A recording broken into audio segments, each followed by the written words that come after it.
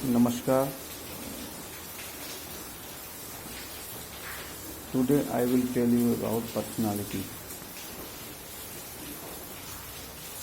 Personality अथवा व्यक्तित्व, जैसा कि सभी जानते हैं, संसार में कोई ऐसा नहीं है जिसका व्यक्तित्व ना हो।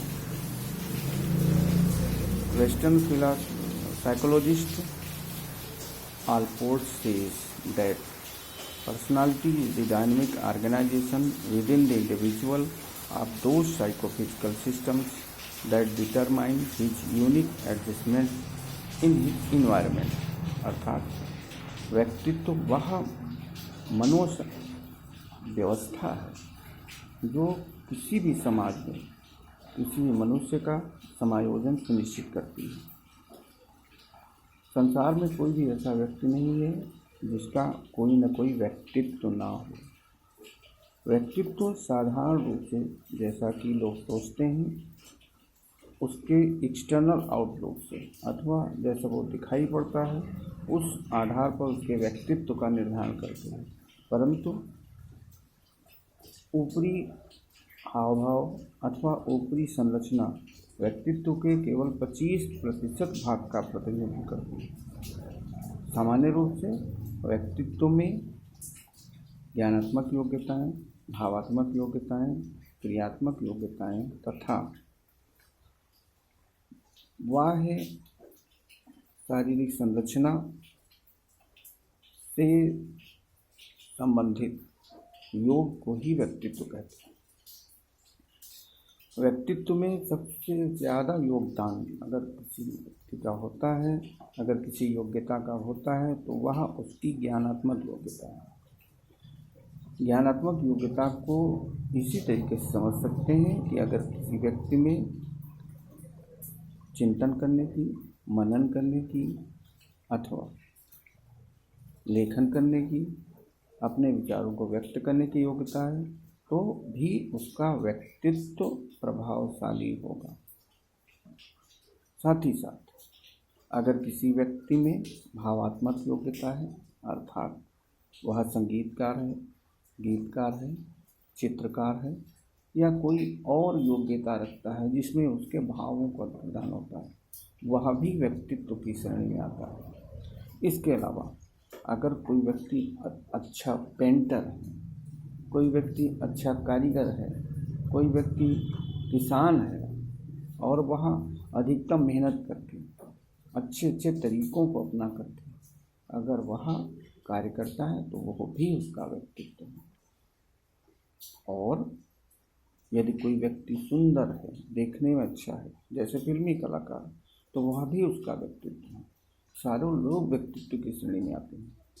सामान्य रूप से भारतीय दर्शन और पाश्चात्य दर्शन या भारतीय मनोविज्ञान और पाश्चात्य मनोविज्ञान के विभिन्न विचारकों के अनुसार व्यक्तित्व को विभिन्न प्रकार की श्रेणियों में बांटा गया। जैसे भारतीय दर्शन यह मानता है कि 3 प्रकार के व्यक्तित्व होते हैं। पहले सतोगुणी, दूसरे रजोगुणी और तीसरे तमोगुणी। 3 ही प्रकार के मनुष्य प्रायः पाए जाते हैं। सतोगुणी मनुष्य वह होते हैं जिनकी विचारधारा सकारात्मक होती है और जो सही तरीके से कार्य करते हैं। किसी भी कार्य को करने के पहले उसके विभिन्न पहलुओं पर ध्यान रखते हैं। सामान्य रूप से समाज का यही प्रतिनिधित्व करते हैं। रजोगुणी वह व्यक्ति होते हैं जो मध्य मार्गी होते हैं, आवश्यकता अनुसार अपने निर्णयों को परिभाषित करते हैं तथा सामान्यतया वह सतोगुणी के नज़दीक होते हैं। अमूमन वो गलत कार्य नहीं करते हैं, लेकिन आवश्यकता पड़ने पर वह उस गलत कार्य को जस्टिफाइड अथवा सुनिश्चित करने से भी नहीं चूकते हैं। तमोगुणी वह व्यक्ति होते हैं जो प्रत्येक गलत कार्य को करने से हिचकते नहीं हैं और समाज में जितनी भी नकारात्मक गतिविधियां हैं उनमें व्यस्त रहते हैं। हर समय वो थके रहते हैं और हर समय नकारात्मक प्रवृत्तियों से ग्रसित रहते हैं।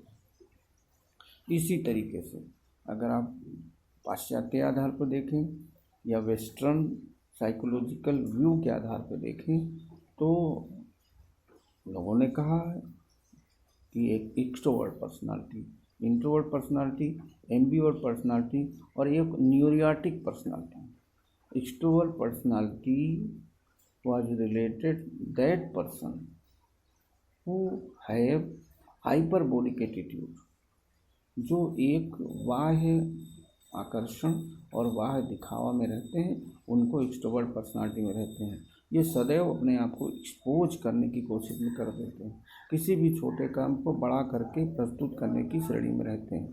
इंट्रोवर्ट पर्सनालिटी अथवा अंतर्मुखी व्यक्तित्व वह मनुष्य होते हैं जो सदैव चिंतन किया करते हैं, थिंकिंग किया रहते हैं। सामान्य रूप से ये समाज से अलग रहना पसंद करते हैं और ये अपनी विचारधारा को विभिन्न तरीके से परिभाषित करते हैं।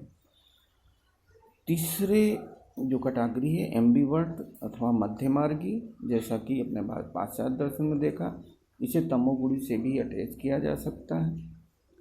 इस प्रकार की विचारधारा के वह व्यक्ति होते हैं जो समाज में प्रत्येक कार्य को करते हैं, नौकरी करते हैं, व्यवसाय करते हैं और अपने किसी भी कार्य को करते हैं और समाज की गतिविधियों को सुनिश्चित करते हैं।